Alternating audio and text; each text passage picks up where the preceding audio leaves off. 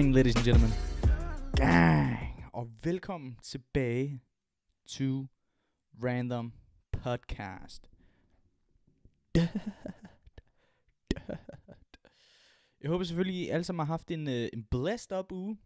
En blæst up dag. Det er jo fredag, og det går som altid fuld underlig. Hvad er det? Din ged. Hvad er det? Solen skinner. Alhamdulillah. Det blæser godt nok lidt ærgerligt, men hey. Suck it up, dude. Suck it up. Ej. Men jeg håber seriøst, I har haft det godt. Der kom virkelig en episode out ud i sidste uge. Men sådan er det jo. Det er hvad der sker. Nå, I'm saying. Det er hvad der sker. Simpelthen. Vi er jo i gang med anden optagelse også på YouTube. Jeg ved ikke, der skete noget sidst, som derfor der ikke. Nej, hvornår var det? Det var ikke sidste uge, men sidste uge igen, tror jeg det var. Hvor jeg havde optaget det og lagt det på YouTube. Den ligger på YouTube.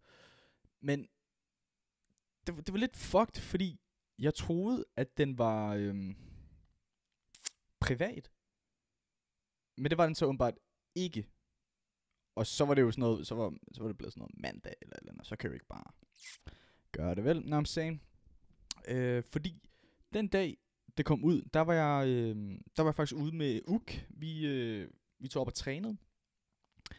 Og så efter vi havde set lidt sort og sådan noget der, så smuttede vi hen på Bruns. Yes, yeah. I love the Bruns Street Kitchen. I love it. Altså lige at få sådan en lille lækker forfriskning. Fordi vi mødtes op med Mads. Det var ligesom hans idé. Andre det. What's not to like. Og så kom Kalle lidt senere. Og den dag perfekt vejr. Altså, jeg tror seriøst Bruns er. Jeg tror det er mit yndlingssted i København. Det tror jeg virkelig. Jeg har ikke prøvet at være et andet sted, som er bedre. Reffen måske, der har jeg kun været én gang. Sammen med de andre. Der er også bare tusindvis af mennesker. Det er der selvfølgelig også på Bruns, men ikke helt på samme måde. Men vi fik jo købt nogle øl. Vi skulle bare have 2 eller 3. Og så kom Kalle, han kom lidt senere. Han var jo bare til et eller andet fis på skolen. I don't know, jeg ved ikke hvad der var. Og så det sker jo ofte, når vi er samlet, at det bliver bare ikke til 1 eller 2 øl. For det gør det ikke. Og det er virkelig, virkelig ofte, at vi ender med at drikke os fulde. Altså det gør det. For eksempel da vi var på Christianshavn også, bare mig, Uk og Kalle fik en sixpack. Ender med at komme hjem kl. 2 om natten. Altså what the fuck. Skulle bare have en sixpack lige ud og sidde og shuffle lidt i det gode vejr. Brothers, that's not going very well. Okay, så skal lige have telefonen til opladning. Men ja, så Kalle han kom, og vi får så lidt flere øl, som så også bliver til drinks. Og så var det Kalle. Kan det passe, det var Kalle, som så siger, det kunne sgu da være ret meget fedt at se Champions League i aften. Lord have fucking mercy, dog. Altså pissegod idé. Så det endte med, at mig og Mads købte en flaske rosé og 18 øl. Klart 18 øl var lidt for meget. Og det var lidt for meget. Men det var klart genialt. Jeg tror kun, hvad fik vi? 3 øl, og så drak vi den der flaske rosé. Altså wow, det var sådan en sommerdag og rosé. Det var ligesom da vi var oppe at se trav. Fik jeg nogensinde fortalt jer, at vi var oppe at se trav? Der var det jo mig, Otte, Kalle og Uk var deroppe. Jeg havde købt billetter og sådan noget der, og vi linker vi op på Christianshavn? Eller hvor fanden hopper vi fra? Jeg ved ikke, hvor fanden vi mødes henne. Nok hos Uk, tror jeg. Hos Uk, for jeg havde faktisk været med min fætter på Bruns Gadekøkken igen. Og lige chillet lidt, gav ham hans fødselsgave. en måned efter han havde fødselsdag. Er det smart, Olli? Er det smart? Det tror jeg ikke, chat. Chat, det er ikke smart, chat. Men så tager vi på trav, og vi blev enige om, at vi skal have fint tøj på. Så jeg har en blå skjorte, og Uk har været nede og købe en blå skjorte, sådan en stribet skjorte, faktisk meget super pæn. Otte, han havde sådan en flot zip up, og så kommer Kalle. Og jeg tror klart ikke lige, han læste beskeden. Fordi han kommer op, og altså, t-shirt, sin buks, altså han ser jo godt ud som altid, det er ikke det, men det var ikke helt det, der var dresscoden. Så vi er lige hos Uk, og så tager vi op, vi skal til, hvad fanden hedder det? Ikke Ballerup. Hvad hedder det? Det er heller ikke Klampenborg. Hvad fuck hed det? Det er også pisselig meget, hvor fanden det var. Vi tager toget, Anderlecht, og der er kæmpe problemer ved hovedbanen. Der er nogle baner, der ikke virker, og tiderne vises ikke ordentligt, og så viser de ikke, og der var nogen. Der var nogen på The Handicap med solsikke, som, de var fucked, man. De var stressed the fuck out, dude. Der var en, han var sådan, jeg skal for helvede med toget. Ja, bare rolig, min ven. Skal du nok komme. Og der var en gammel dame, der spurgte mig sådan, hvordan kommer jeg ind det der? Det ved jeg ikke. Rejsebanen siger det her. Jamen, jamen, det ved jeg ikke, shorty. I don't fucking know. Så sagde jeg til hende, ved du hvad, der står nogle DSB-fellas over der. Goddag, tak. Ej, super sød dame. Men vi kommer der jo hen. Vi er klar. Vi rammer millionen. Vi rammer simpelthen millionen. Fordi at det var faktisk lidt fucked, fordi vi nåede ikke det første løb. Det gjorde vi? Jo, jeg tror vi nåede det første løb. Og vi kommer derind, vi er klar. Der er faktisk ikke så mange mennesker, hvilket vi troede, der ville være lidt større. Men det er jo nok, fordi det er trav og ikke galop. For galop, det er jo der, hvor de rider på hestene. Det er det der i Klampenborg. Det var der i søndags, tror jeg. Copenhagen Cup. Dude. Det tror jeg faktisk. Lad os prøve at se her. Kan vi lige gøre... Skal vi lige prøve at gøre sådan her? Og nu kommer det til at se lidt fucked ud, ligesom... nu. Det er den, jeg skal i. Fuck chat. Jeg skal aldrig være streamer. Jeg kan ikke finde ud af det. Hvordan? Ja. Som I også ser på YouTube, så ændrer vi det. Men vi har simpelthen...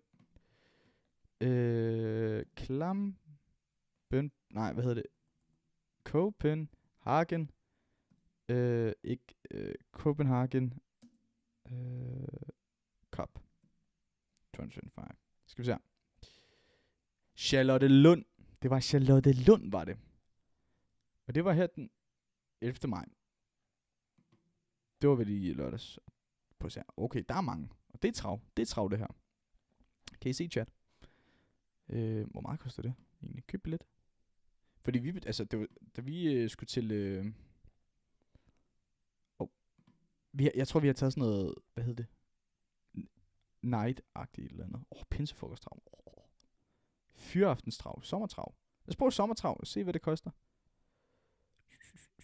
Ja, 75 kroner. Og det er jo super, super, super cheap. Nu sidder vi lige her igen og... Sådan der. Og det er jo super billigt. Jeg tror... Hvad betalte jeg? 300 kroner i alt. Det er jo fint nok. Så vi kommer derhen. Vi går op og køber en flaske rosé. Ned på bordet igen. Super. Ja, det var heller ikke dyrt, en flaske rosé. 200 et eller andet. Og så rammer vi million. 2500 lapper. Brrr. Ikke helt. 25 kroner. Klart. Første hest vinder. Jeg havde faktisk skrevet til min mor. Skal vi se her. Hvor er min lille mor? Yeah. Skal vi se. Min telefon er super, super, super dårlig.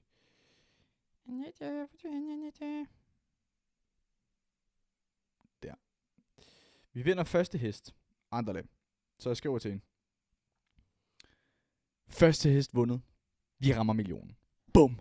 Og det er Peter Juhl, der vinder vores penge. Kom nu lidt. Så skriver jeg, første hest vundet, rammer millionen. Bum. Det er 3:05. 4:15. Anden hest vundet. Jeg køber dig et fucking hus. Og altså, vi er måske op sådan noget 125 kroner eller sådan noget. Jeg ved det ikke. Fuck det. Så lidt efter, det må så være et kvarter efter. De kører 2 runder. Så det tredje hest vundet. Jeg køber kraftedeme en villa i Spanien. Det gør jeg. Jeg køber en villa i Spanien. Og hun er helt fucked. Altså hun skriver sådan, hvornår vågner du? Altså det er helt vildt. Og jeg fik faktisk også lige et billede her af gutterne. Er det ikke ret cute? Lige op på traven. Det er fandme fedt, altså. Så vi fik vundet nogle penge. Og der var på et tidspunkt, jeg tror det var mig og Kalle. Eller mig og Uk. Jeg kan ikke huske, hvad fanden, jeg blev lidt pløllet. Så sidder der en gammel dame over ved baren. Og så siger hun, eller så spørger hende, kommer I her tit og sådan noget? Ja, det gør vi faktisk. Det gør vi. Nå, fedt. Ja, jeg skulle lige miste 3.000. Ikke særlig godt. Så var jeg sådan, okay. Og så spiller jeg lidt kok. Det er lige meget. De 3.000. Det er lige meget. Det er det, jeg tjener på den måned. Det er lige meget. Fuck det. Og så går vi ned til bordet igen. Vi taber og vinder. Jeg synes faktisk, vi vinder rimelig mange gange. Og så går vi op igen. Andale. Så siger jeg til hende, vi er op 15.000. Kom nu fucking lidt. Kom nu lidt, dad. Altså, det er jo så perfekt. Så perfekt, som det kan være. Dog, så rammer vi sidste hest, vi skal spille på. Vi har 400 kroner. Og der må man jo, hvad skal man sige, der må du sgu være lidt der må du være en hardcore gambler og sige all or nothing. Enten rammer du millionen, eller så skal du ind og sove in the gutters. Smid 400. Smid 400 på den hest. Kom nu. Ridder. Og jeg kan ikke huske, om vi var lidt fucked, fordi der er sådan, hvis det er en god hest, og god rytter, eller kusk hedder det, så starter de nogle meter bagfra, ligesom i Formel 1. Faktisk, det er så bare kvalifikation i Formel. Men så starter de lidt længere, nogle meter bagud, og vores hest, den kommer. Den er fuld galops. Første runde, ja tak. Men så taber han kraftedme sutten. Og så rører jeg 400 kroner. Du. Det var ikke det bedste. Men fuck det. Vi mistede 400 kroner. Vi skulle videre. Vi skulle hjem til Randers og Clara, fordi vi lige kom hjem. Jeg føler lidt, jeg har fortalt jer den her historie. Har jeg det? Guess we'll never know. Så tager vi derhen, hygger. Og så skal vi på, Hornslet. Så skal vi på Hornslet, hende den sjove, Sara Sofie. Hun kan få adgang der, åbenbart. Det er anden gang hun gør det. Jeg ved ikke, hvad man siger. Jeg ved faktisk ikke, hvordan man gør det. Er det dørvagten, man bare kender? Fordi, jeg ved ikke, om man står jo, man står nok i kø, men om de lukker sådan alle ind. Sådan ligesom Proud-agtigt. I don't fucking know. Det ved jeg ikke. Men vi går derind. Bum. Og det er faktisk ret genialt. Det er ret genialt, synes jeg. Fordi sidste gang vi var derhenne, synes jeg ikke, det var så super nice. Floor er pisse småt. Så småt. Men det er så lige meget. Fordi når man har Kalle og Uk on the fucking dance floor, så er det genialt. Så kan det kun blive genialt. Men man bliver jo bare skubbet. Hele tiden bliver man skubbet. Og vi, på et tidspunkt så meget udvisen, ved du hvad, vi kunne sgu lige op. Luke kom også jo. Han var blevet ditchet af Toby-katten, så han var der også. Vi mødtes lige linket op sammen med fætter der. Men så går vi op i baren og køber nogle øl, eller køber et eller andet, og så lige pludselig kommer der en pige op til Uk. Andale. De snakker lidt, og så spiller de sten, saks, papir om, hvem der skal give shots. Det er crazy, for Uk er rigtig god til sten, saks, papir. Rigtig god, ikke? Han er en ged. Og den vinder han så. Så er der shots til drengene. Orale. Det er så sjældent, at man får købt af nogle tøssepiger køber køber alkohol til drengene i baren. Overvej det. Fuck. Det var sindssygt. Men fuck det. Det var sgu meget sjovt, men det endte desværre med, så senere på aftenen, at jeg mistede mine solbriller, og det er kæmpe sutterøv. For det er nogen, jeg har haft i, hvor lang tid? Jeg har haft dem i sygt mange år. Jeg boede stadig hjemme på Bornholm. Hvor lang tid har jeg haft? Jeg har haft den i sådan noget 4-5 år måske, tror jeg. Kostede det hvide øjne 1.600 kroner. Fuck. Jeg har vel fortalt historien, at jeg skulle bare lukke røven på den idiot. Det var sådan noget, jeg kigger bare på solbrillerne og sådan, må jeg ikke prøve den der? Så begynder han at sælge at være, jeg synes ikke, han sælger den ikke godt. Fordi han er en dickhead. Sådan noget, ja, men altså, vi er de eneste i Danmark, der sælger de her, og sådan noget som, Travis Scott har haft den på, Kendall Jenner, du ved det, altså hold nu din kæft. Og der vandt han, og det var kun ud af rage, jeg havde. Så, fuck dig, man. Køb han kraftet. Og jeg var lidt sådan, da jeg købte den. Fuck, jeg går aldrig med solbriller. Aldrig. Men jeg er alligevel ret glad for, at jeg købte dem, fordi så fik jeg jo brugt dem og sådan noget der. Så det var en god investment. Ærgerligt, så jeg bare lige skal tabe dem. For det var meget bare sådan, meget clean. Ikke noget crazy. Ikke de der københavnerbriller, hvor man kan se direkte ind i øjnene. Dem afskyer jeg. Jeg synes faktisk, det er noget af det grimmeste, at man kan have på. Fordi sådan, jeg føler lidt, når man har solbriller, så skal det være sådan, at man ikke skal se, hvor man kigger hen. Vær lidt en lurker, vær lidt en creep også. Det synes jeg er meget fedt. I stedet for det blå, at man ser bare helt sådan, altså, så skal man stikke på coke for helvede, ikke? Fuck, man. Nå. Anyways, hvor kom jeg fra? Nå ja, jeg kom jo egentlig fra, at vi var på broen sammen med Uk, Kalle og Mads, og med de der 18 øl. Vi tog jo så hjem til dem og hyggede og havde det godt, som altid. Og så, det var så, da vi var på broen, så siger Mads, nej, hvad fuck var det Kalle? Det var en af dem sagde det, jeg kan ikke huske hvem. Siger de, skal vi ikke se Champions League? Og så ved man jo godt, hvad det bliver til. Det blev til 18 øl og en rosé hjem til dem. Men så Uk, han skrev til Proud, hey, kan vi bord? For man kunne bare ikke ringe ind til Proud. Jeg synes, det er lidt mærkeligt, at man ikke kan ringe ind til sådan noget. Og egentlig Proud, det er fint nok. Jeg synes faktisk, det er okay sted. Men de der bartender er fucked, man. De er virkelig fucked. Hver gang jeg har været der, hvor der sådan ikke har været travlt, så, okay, det lyder måske lidt sådan, okay, jeg kommer der ofte, men så er bartenderne så sutte dårlige. De står og glor på deres telefon og er sådan, hey, shorty babe, I'm right fucking over here, give me a drink, shorty. Og, ja, fuck det, Uke har skrevet til dem, men Mads ringer så til Pop & Sport. Og, hun ringer så og siger, jamen, det er først til mølle og sådan noget der, og bla bla bla bla bla. Så siger Mads, jamen, er det ikke først til mølle, hvis man ringer ind og bestiller et bord? Så fik vi et bord. Skide genialt. Så vi, ja, så kom vi jo hjem til dem, sad og hyggede. Vi skulle faktisk, hvor lang tid var vi der? Ikke så lang tid, vi skulle ret hurtigt afsted igen. Og så kommer vi derind. Og der er mange. Der er rigtig mange. Fra begge sider. Vi skulle se Inter Milan og Barcelona. Og det var faktisk en af de bedste kampe, jeg har set på længe. Fuck, det var fedt. Og jeg er jo Inter-fan, så det var perfekt. Vi ved jo, hvad det blev. Inter won. Vi rammer Champions fucking League dead. Og vi sad sådan ved siden af en. Han var Barcelona-fan, og jeg tror også, han var spanioler. Hvor han altid råbte sådan, puta madre, puta madre, puta madre. Så er det klart, når en skruer, puta madre, puta madre, puta madre, puta madre. Fuck dig, man. Dit lille sol, man. Fuck dig, man.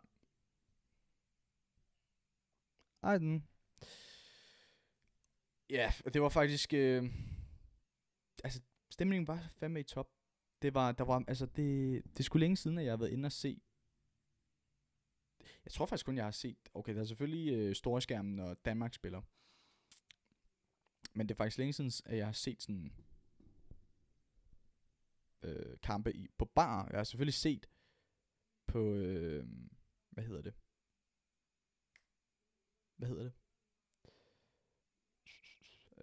Fingerbøl.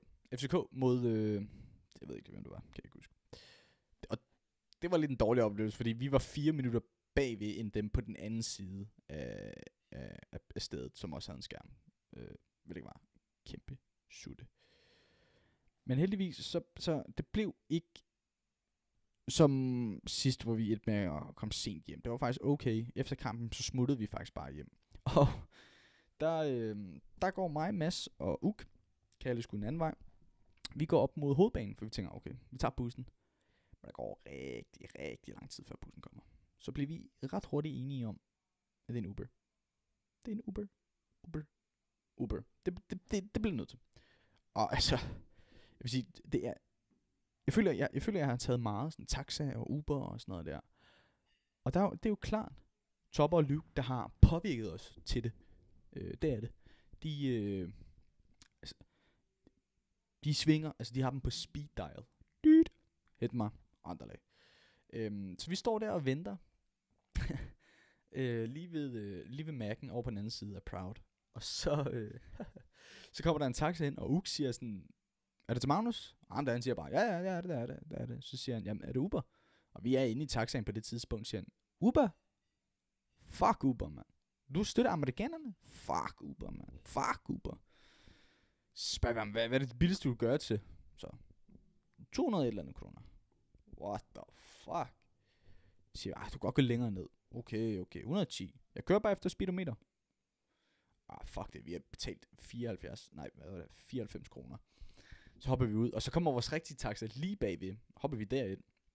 Så kører skameren den vej. Vi kører sådan lige op ved siden af hinanden. Så vores taxamand åbner vinduet og begynder at råbe af ham, den anden, sådan der, du stjæler kunderne, du stjæler hele tiden kunderne. Hvad fanden, altså? Alt muligt, sådan lave lidt pis på ham, ikke? Og så finder vi ud af, at han er en kæmpe scammer. Ham, der ikke var Uber. Og han tager bare folk med. Lige meget, altså. Vi tager taxa. Bum. Han stjæler kunderne. Altså, det er sindssygt, men fuck, det var... Fuck, det var altså lidt... Det var fandme weird, altså overvej at gøre det, men gotta love the hustle. Gotta fucking love the hustle. Det er jo get your money up, not your funny up. Og det, jeg ved slet ikke med taxichauffører, om de får en fast pris. Hvad skal vi sige? Hvad tjener en taxa chauffør? Jeg kalder det stave til. Jeg kalder det stave til chauffør.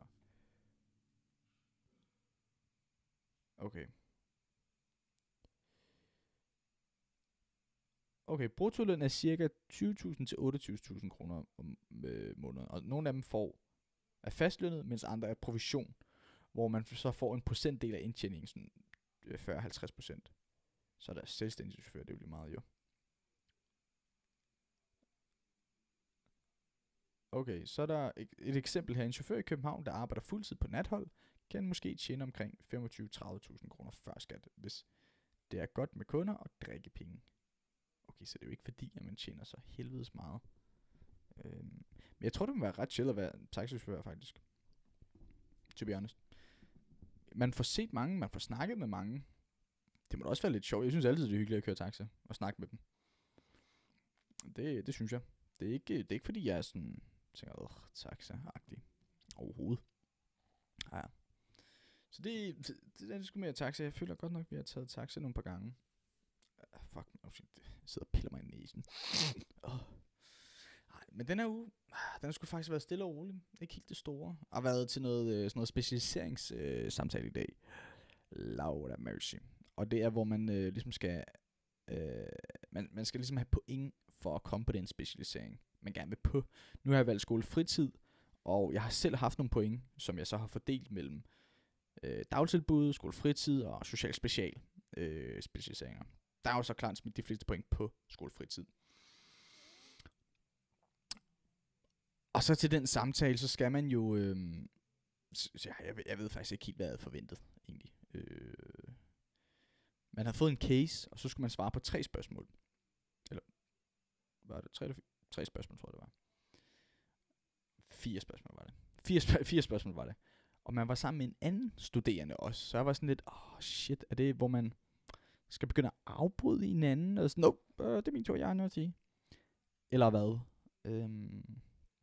Og sådan spørge hende, underviseren, eller hvad fanden nu det er, også ind til ting. Det vidste jeg ikke, men det gik faktisk stille og roligt. Det var kun 20 minutter. Og så gik det på runde. Så startede han først med at svare på spørgsmålet. Så var det mig til at svare på det. Og så skifter man lidt. Det var faktisk super rart. Og hun spurgte meget, meget lidt ind til det, man havde at sige. Fordi jeg tror bare, hun skal vurdere det, man siger. Fordi hun uddelegerer også point. Det er lidt lort, fordi hun kan jo uddelegere point sådan, nu vil jeg have skolefritid. Så kan hun give mig måske mange point på skolefritid-agtigt. Nej, på daginstitution hedder det. Og det er jo ikke helt der, jeg vil hen. Det er fint nok. Det er slet ikke det. Det er fint nok. Og det er super fint. Men, ja. Men det er så også, jeg synes, det er egentlig måske meget fint system. Det er, fordi man får jo en indflydelse på, hvordan man klarer sig med pointene og sådan noget der. Fordi nu har jeg jo gået ud fra skolefritid, så jeg har jo prøvet at være mest sådan, skolefritidspædagog. Og det er ikke fordi vi har haft super meget om det, og det er heller ikke, jeg har ingen erfaring om det overhovedet. Så jeg synes det er fint, at hvis også dem med erfaring, de kan jo fortælle en masse og analysere den case på en helt anden måde end for eksempel jeg vil. Nu har jeg jo selvfølgelig kun dagtilbud, for det jeg føler vi mest har lært om i skolen, det med små børn. Og meget få gange så har vi haft nogle cases eller eksempler fra børn i skole eller klubtilbud eller noget. Men ja, jeg synes faktisk det er fint egentlig. Jeg synes faktisk det er okay, at man ligesom selv har indflydelse på, hvordan pointene bliver delt op. Altså, du siger, altså, begynder jeg at fumble nu? Ja, som sagt, man har indflydelse, fordi hvis man ikke nåede selv at give pointene ud, så tror jeg faktisk, at skolen, altså KP eller uddannelsen, vælger for dig, og så er det jo højst sandsynligt, at du kommer ind på daginstitution, fordi det er der, hvor der er mest plads. Så kommer du, jeg tror det er sådan noget 50% af daginstitutionen eller sådan noget. Det er helt sindssygt, hvor meget plads der er. Og det tror jeg, fordi der er mangel på pædagoger i børnehaver og vuggestuer og sådan noget der. At man så hellere vil have dem uddannet sådan der. Men jeg synes egentlig ellers, det burde være fedt, hvis man bare fik lært det hele. Altså så har man et semester om det, og så har man et semester om det. Gør det til, måske tage et halvt år mere, måske. På uddannelsen, hvis det er det, der skal til. Fordi det der med, okay, så nu har man jo lige lært nogle mennesker at kende, man har en god relation til den klasse, man er kommet i, godt fællesskab, at man så skal begynde at starte forfra. Det synes jeg er mærkeligt. Nu er det selvfølgelig, nu har jeg snakket med en,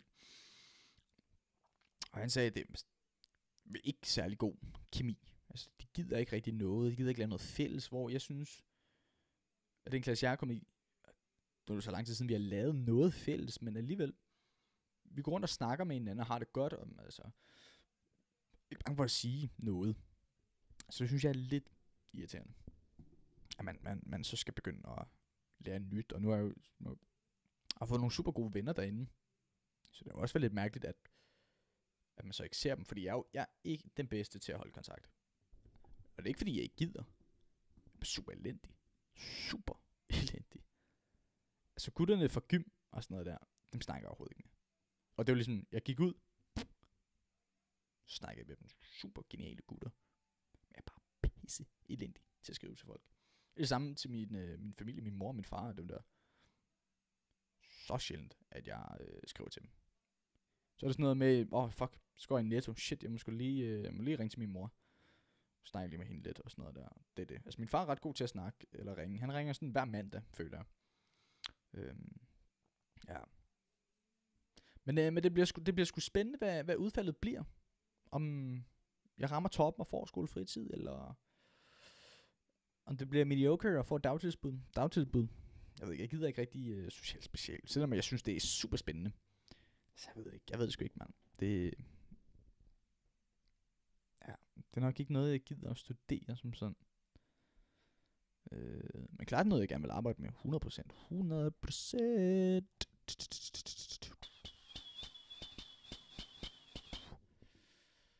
100%. Jeg skulle til at sige et eller andet.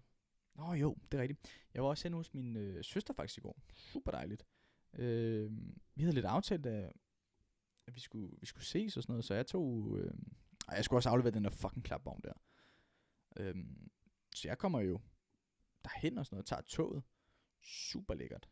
Jeg tog toget fra Ørestad station. Det tror jeg altså, jeg skal blive ved med at gøre. Fordi der er ikke særlig mange stops. Og der er heller ikke særlig mange mennesker. Nu kom jeg selvfølgelig også midt i, hvor alle var på arbejde. Der er måske også noget med det at gøre. Fordi nogle gange på det der tog, hvis jeg tager ind for Hovedbanegården, Lord have fucking mercy, man. Fuck, jeg dør. Det er så ubehageligt. Så ubehageligt. Jeg køber aldrig pladsbilledet. Aldrig. Det gider jeg ikke. Fuck det. Så nogle gange så står jeg op hele turen. Og det er bare så tungt. Og det er varmt. Men denne gang var det meget fedt, fordi nu havde jeg klapvognen med, så jeg kunne stille den, og så kunne jeg sætte mig ned ved siden af den. Super fint, og jeg kommer derhen. Jeg er glad. Jeg skulle se min lille nevø, lille Guppi kalder ham. Lille Guppi. Fandme en sød knægt. Hold da kæft. Og vi hygger og har det godt, og mig og min søster, hun har faktisk inviteret mig på Medisterpels. Lækkert. Og så sad vi og så Bachelorette. Vi sad og så Ville Rolf også. Det er faktisk længe siden. Det er faktisk en god film. Super god film egentlig. Og jeg sidder der med ham, den sjove, og hygger. Jeg har fundet ud af, at han godt kan lide at blive løftet op. Men han savler bare over det hele. Så på et tidspunkt så havde jeg ham sådan tæt på hovedet, og så ligesom donker han sit hoved ind i mit, og laver sådan... Jeg er bare savl i hele mit ansigt. Men det synes jeg ikke er klamt. Det er sjovt. Det er sjovt, for det er jo savl. Det er pisseulækkert. Jeg hader spyt, normalt. Jeg synes, det er så klamt, når folk spytter. Jeg kan godt spytte. Jeg synes ikke, det er klamt. Jo, det er. Jeg synes, det er klamt, at folk går rundt og spytter. Det synes jeg. Jeg synes, det er sådan... Fuck, spytter du? Slug dit fucking spyt, din dumbass. What the fuck? Din ged. Sådan noget, jeg har set nogen, så går det rundt. Spytter hele tiden. Jeg bliver sgu da pisse tør i munden. Men altså, hvis du har en grum en, klart. Det er en bomb. Det er Fukushima bomb. Ja. Men der, så synes jeg ikke, det var klamt. Men jeg vil klart synes, hvis det var et andet barn, jeg fik savn på det. Sådan, men det er jo nok, fordi det er family time. 'Cause we are family. Kan I huske? Det er fuldstændig noget andet. Dengang jeg snakkede om, at jeg synes, det var mærkeligt, at der var nogle mennesker, som havde elastik om buksebenet, eller ligesom sokkerne over buksebenet. Fordi jeg havde en lille mistanke om, det er min teori, at det var sådan en hemmelig oprørsgruppe, der ville bekæmpe staten, sådan lidt urban guerrilla warfare inde i København.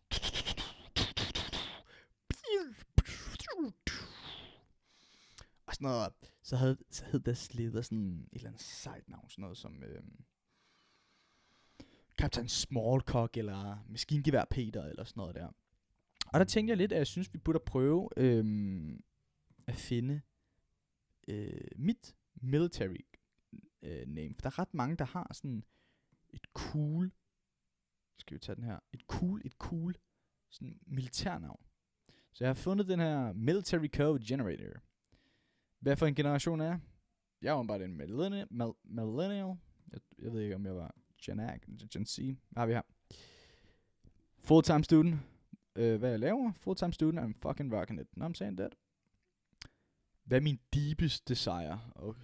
What the fuck?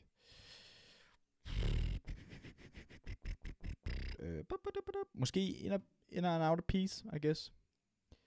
What would you say is your strongest quality? Jeg er nok kindness. For jeg er super, super sød.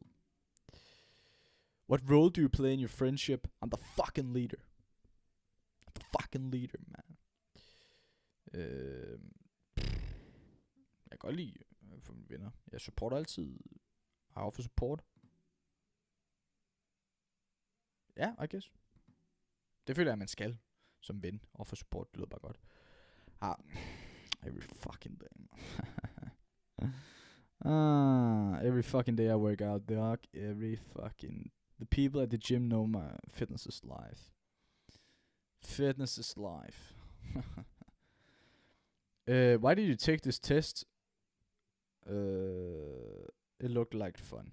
Okay, lad os se det. Jeg tror, det er sidste spørgsmål. Let's go. What the fuck? What do you dream about when you sleep? Animals? Det ved jeg ikke. I don't know. If you were an animal, what would you be? Klart en lone wolf. Lone wolf. Det er mig. For helvede. Nej, jeg har ikke nogen... Jo, jeg har en bucket list. Ja, jeg har en bucket list. Jeg har en lille bucket list. I'm a male, and my name is Oliver. Come on. Silver Fox.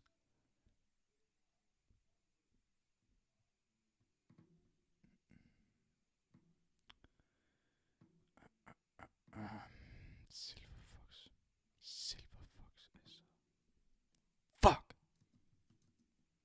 Silver Fox. Det er sådan Silver Fox. Det lyder som et eller andet pornonavn. En eller anden OnlyFans-chick, der har. What the fuck? Det skal jeg klart ikke bede om. Jeg er ikke en Silver Fox. Jeg kunne ikke hedde sådan noget Ollie the Great, eller Sniper Ollie. Nej. Fuck det. Men hele den her teori, den holdt sgu ikke helt. Fordi den ene dag, så kørte jeg faktisk bag ved en, der havde det. Og jeg kørte faktisk bag ham i noget tid. Jeg fulgte ligesom efter, for jeg skulle lige fatte en dæk om, hvad det var. Og så sagde det bare bling. Det er jo klart, fordi at der ikke er nogen skærm på deres kæde. Så det lyder fuldstændig whack, at jeg ikke vidste det. Så de vil jo ikke have det beskidt, eller bukserbenet skal sidde imellem. Sorry. Så det var lidt det. Men jeg vil da godt sige, jeg synes, det er lidt kedeligt. Lidt kedeligt. Der kan jeg bedre lide min teori, så jeg tror, jeg vil holde fast i den. Altså hvorfor fanden får de ikke bare, en skærm på? Det gør seriøst livet 1000 gange nemmere. Så skal du gå rundt med en fucking elastik i bukselom. Fuck you, man. Fuck you. Nej, tak. Det gider jeg ikke. Og så faktisk noget, jeg så også. Det var, jeg cyklede, jeg skulle hente min cykel på skolen efter arbejde. Det var faktisk der, jeg skulle hen til UK. Hvad fanden skulle jeg der? Det var i søndags. Når vi skulle... Vi var jo inde og se FCK, faktisk. Det havde jeg helt glemt. What the fuck? Vi var inde og se FCK, og der var vi altså hele holdet. Udover lige Mads og Kalle. Så der skulle jeg jo lige hente min cykel der. Og jeg er altid bange for, at den bliver nakket, min cykel. Altid bange for, at den bliver nakket. Men jeg føler, at det er et pretty safe sted. Campus Carlsberg. Nu har jeg gjort det nogle par gange, og den har altid været der. Det har ofte været hen over weekenden, den har stået, så jeg hentede den sådan om søndagen. Hvor det kæft, jeg er kraftedeme blevet sur, hvis min cykel var stjålet. Fuck, jeg havde blevet gal. Hvis jeg fandt ud af, at min cykel var stjålet. Så galt. Men fuck nu det. Så da jeg cyklede mod dem, så cyklede jeg forbi Vesterbro, eller igennem Vesterbro hedder det. Og der kigger jeg jo lidt rundt omkring, andre lag. Så spotter mit øje noget. En BB fucking L, dude. En BBL, min første BBL, jeg nogensinde har set. Og det er altså big Brazilian butt lift.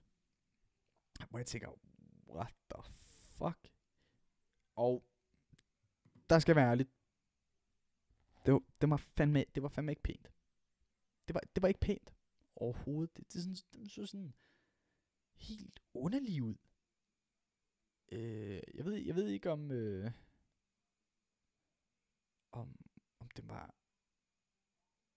var ikke godt lavet overhovedet. Altså den så funky ud, men det var også lidt, den hjalp hende sgu heller ikke, fordi hun var rigtig tynd. Og så er det jo sådan, min finger her. Kan I se den? Ja, vi har mit finger her. Ja, vi gør her. Det er det. Der er måske lige et pair teddies her, som var sillebabser. Og så en booty. Altså, den skriger bare den vej. Altså, helt væk.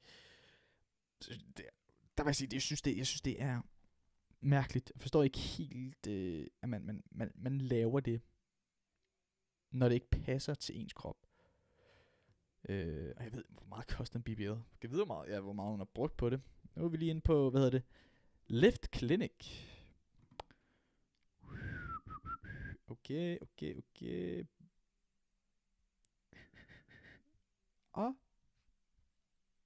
Okay. Hos Lift Clinic tager det cirka en 1,5 time til 2. Og så skal man sygemelde sig i 1 til 2 uger. Det er faktisk ret fedt. Operationen er fuld bedøvelse. Og så er man tid på klinikken 2 til 3 timer efter operationen. Fuck. Og så er det her, hvor meget det koster. Hos dem koster det 44.000 kroner. Eller på afbetaling 899 kroner. Dut. Rente og gebyrfrit. Det er fuldstændig sindssygt. Kan man se galleri? Det viser jeg ikke lige her, for jeg er lidt bange for Brazilian butt lift. Så se hvad sker. Booty!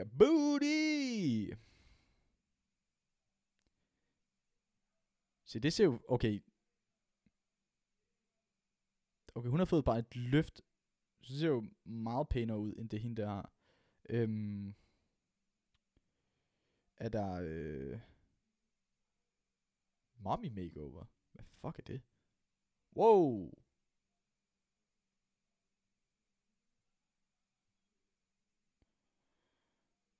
Så får man simpelthen lige tightet op alle steder.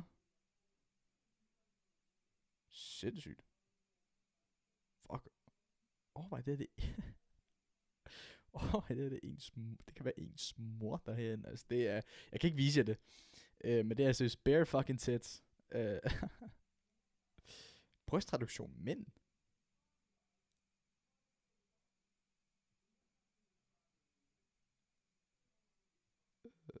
Ja, okay. Ja, det kan jeg godt se lidt. Det er, hvis de stikker lidt for meget ud. Alright. Hvad er det ellers?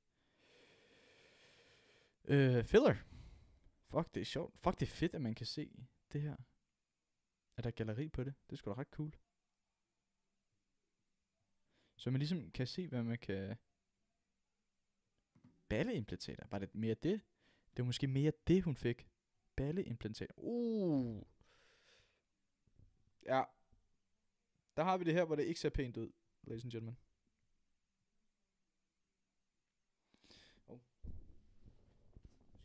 Charge up my computer. Der har vi lige der, hvor det ikke ser pænt ud. Jeg vil virkelig ønske, at jeg kunne vise jer det.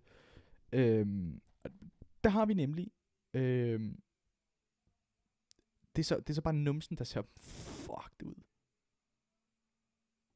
Der har man fået balleimplantater 360 ml. Det er fandme ikke pænt. Det er ikke særlig kønt. Men hey, altså hvis man er shit. What the fuck? Man kan jo få armløft. Fuck, det ser vildt ud. Med de der mormorarme. Shit. Det er crazy. Hvad er der ellers? Ja, det ved jeg ikke. Hvad er det? Face peeling?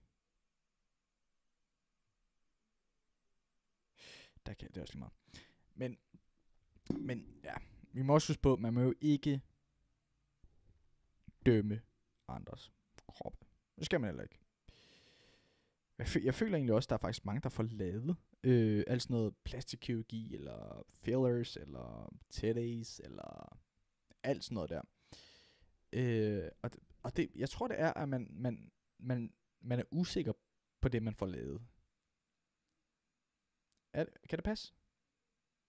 Man får det vel ikke bare lavet for at få det lavet. Det kan man jo også, hvis man lige bare vil prøve at se, hvordan det ser ud. Men så nogen, der ikke har læber, for eksempel.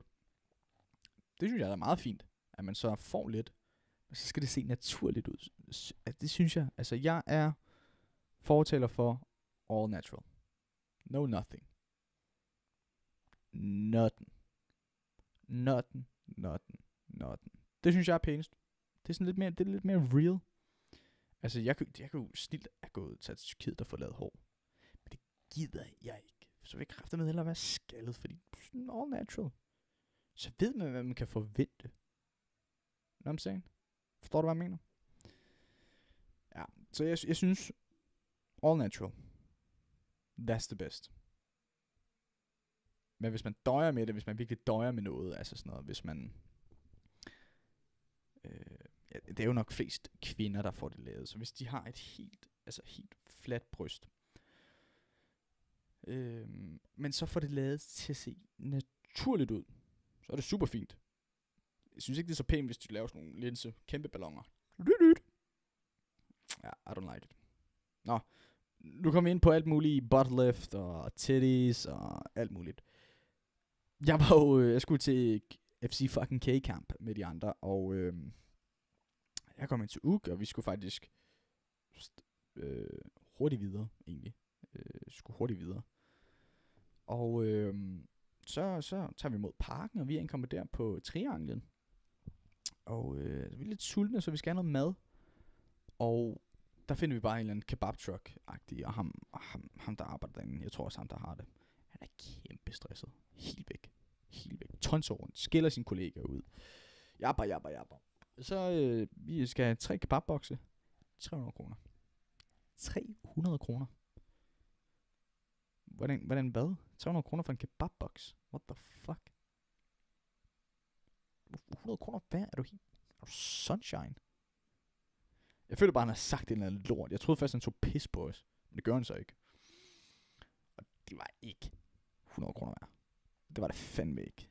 Det var det. Det var ganske enkelt købe kebab. Men det smagte fint. Det var ikke det. Ja. Så jeg gik hen til ham, altså når jeg fik det, så var jeg sådan, din ged! Du broke! Smager lort! Kebab! Det er købt! Din ged! Fuck dig! Ej, det gjorde jeg ikke. Jeg spiste og holdt min kæft. Vi kom så ind i stedet for. Smuttede ind, og vi skulle sidde på sektion 12, men øvre. Faktisk ret genialt. Super, super god udsigt. Og vi kommer jo ind i kantinen, eller der, hvor man køber øl og alt det der. Så er der en mor, en datter, måske datterens veninde eller søsteren, det ved jeg ikke helt. Men moren køber simpelthen et shotspil til dem. Hvad kan de gå? Sådan noget 8. og 9. klasse. Og husk på, det er en søndag. Så de har skoledagen efter. Og så, de smutter, vi får købt vores ting, fundet nogle pladser, men det første, jeg kan lugte, når vi er lige ved pladserne,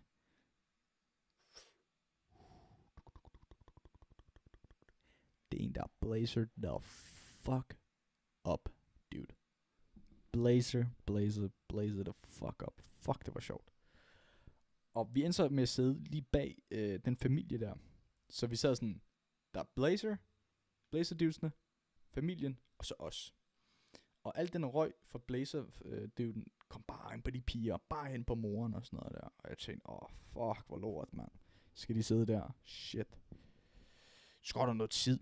Så kigger jeg lige på dem. hele ryggen er væk. De har taget så mange shots. Jeg tænker, what the fuck. Første halvleg er ikke færdig. Første halvleg er ikke færdig endnu. Og jeg skal nok i skole i morgen. Fuck det. Tænker ikke mere over det. Vi går ned og køber flere øl. I halvlejen. Kommer op igen. Duden begynder at blæse op igen. Og så går der lige noget tid. Og så den her gang. Så en af pigerne prikker ham lige på ryggen. Dut, dut, dut. Og der tænker jeg jo klart, okay. Der beder hun om at stoppe. Fordi de får alt det der røg lige i hovedet.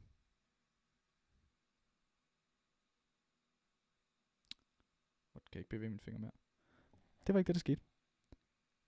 Hun spurgte åbenbart om, moren ikke må få den joint. Og så sad moren bare og blazed the fuck up. Lige ved siden af sin datter. Lige ved siden af pigerne. Altså, what the fuck. Altså, der vil jeg sige, der er man sgu lidt væk, synes jeg. Der er man en smule væk. Jeg synes faktisk ikke, jeg er meget for, at folk skal ryge, hvis de har lyst til det. Hvis man kan styre det, klart, do it. Men at ryge foran sine børn, det viser ikke et helt godt billede. Det synes jeg ikke helt. Men nok om det. Altså, kampen var egentlig ikke super spændende, faktisk. Gotta be honest. Det var ikke særlig spændende. Men, så var det lidt sjovt. Fordi, så blev det lige pludselig spændende. Midtjylland var 1-0 foran. De førte med klart. Så scorer Mr. fucking Delaney. Alle går mok. Wow. Vi råber, holder hinanden, og de andre havde spist pølser med ketchup og sennep og sådan noget der. Når vi så færdige med at skrige, og kampen var slut, så kiggede vi ned på vores Jagermeier-uk. Vi har lagt den på jorden. Mustard all over the fucking place. Fuck, det var irriterende. Men det var fedt. Det var virkelig fedt. Og så lige når jeg kom til at snakke lige om vi hoppede rundt, så på øvre må man ikke hoppe. Og det er klart, det kan jeg godt forstå. For jeg forstod det ikke helt i starten, fordi jeg havde ikke siddet deroppe. Den gynger. Så dem, der sad helt foran, de hoppede, og mange. Så gynger den sådan stille over. Du kan mærke det, at den gør sådan her. Jeg tænker, fuck man. Is this today? I'm dying? Shotty is down. Shotty is down right here, brother. Ja, det var lidt nøjes, synes jeg.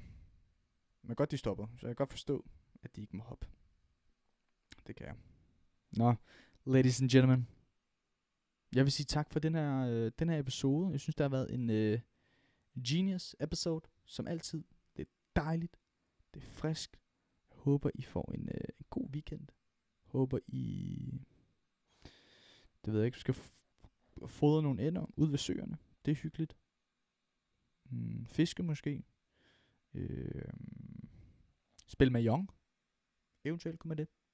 Eller om I skal høre det her. Who knows? And who cares? Praise God.